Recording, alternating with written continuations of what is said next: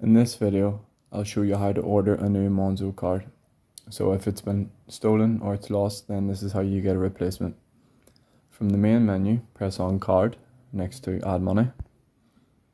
From here, you want to scroll down to the bottom, and under replacement, it will say order a new card. Press on that. Next up, Monzo will ask you a reason for needing a new card. I'm going to press it's been stolen, because if you choose that it was lost, then you get charged £5 for the delivery fee, whereas if you press on stolen, it's free. So press that then next. Then they'll ask, did someone else use your card to buy things? Just press no. And then they'll ask, do you want to remove your card from your digital wallet like Apple or Google Pay? I'll press no again, then next. Press on next again, and then next.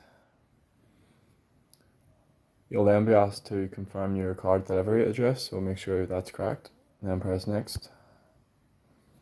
And as you can see at the bottom, it's completely free, whereas if you were to choose another card, you would have to pay. So press continue, and then scroll down, and then tap on confirm. Enter your Monzo PIN, and we should get a confirmation message. So if you find this useful, please like and subscribe.